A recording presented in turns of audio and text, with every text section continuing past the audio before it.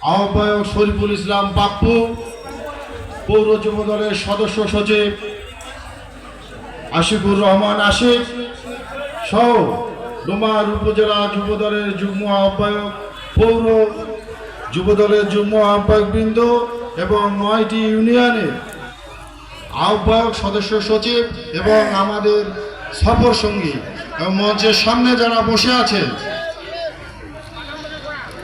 এই বৈরী আবহাওয়ার মধ্যেও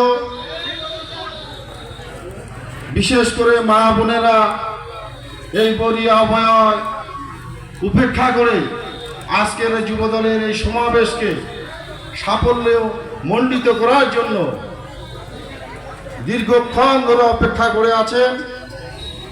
সবার প্রতি ডোমার উপজেলা যুবদলের পক্ষ থেকে অভিনন্দন, সংগ্রামী শুভেচ্ছা এবং কৃতজ্ঞতা প্রকাশ করছি। সংগ্রামী ভাইরা,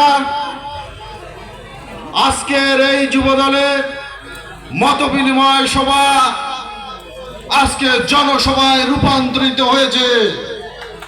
আজকে এই মত বিনিময় সভা জনসভায় রূপান্তরিত হওয়ার কারণ, আজকে সারা বাংলাদেশের আপামর জনসাধারণ 5ই আগস্টে ছাত্র জনতার বিপ্লবের মাধ্যমে ফ্যাসিবাদ হাসিনাকে বিতাড়িত করে তাদের যে পুঞ্জীবিত ক্ষোভ 5ই আগস্ট ব্লাস্ট হয়ে গেছে, যার মাধ্যমে হাসিনা বাংলাদেশ থেকে পালাতে দিশা পায়নি।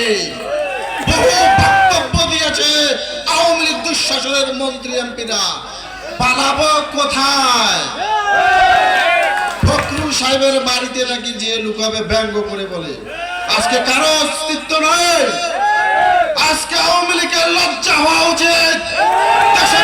বেগম খালেদা জিয়ার 2টি ছেলেকে যখন 111-এর সময় মৃত্যুর মুখে পতিত করেছিল 111-এর সরকার, তখন ম্যাডাম জিয়াকে দেশনেত্রী, আপসের নেত্রী বেগম খালেদা জিয়াকে বলা হয়েছিল, আপনার ছেলে দুটিকে যদি বাঁচাতে চান তাহলে আপনি এদেশ থেকে চলে যান। আমাদের আপসের নেত্রী বলেছিল 2টি সন্তান চলে যাক, 18 কোটি মানুষ আমার সন্তান, এদেরকে ছেড়ে বাংলাদেশ ছেড়ে আমি কোথাও যাব না। আমাদের নেত্রী গিয়েছে কোথাও? 77 বছর বয়সে একটি অন্ধকূপ পুরানা কারাগারে 2 বছর জেল খাটিয়েছিল মিথ্যা মামলায়। অসুস্থ হয়ে মৃত্যুর মুখে পতিত হয়েছে, দেশ ছেড়ে পালায়নি। এরকম 111 হাসিনা পালিয়ে গিয়েছে। আবার 24 সালে যখন দেশ স্বাধীন হলো আবার পালিয়ে গেল ভারতে। সারা বাংলাদেশে তার আওয়ামী লীগের নেতা কর্মীকে ইতিম বানিয়ে। আওয়ামী লীগদের লজ্জা লাগে না? তাদের নেত্রী পালিয়ে যে ভারতে আছে। ভাইরা, আপনারা মনে রাখবেন, আমরা এই 15 বছর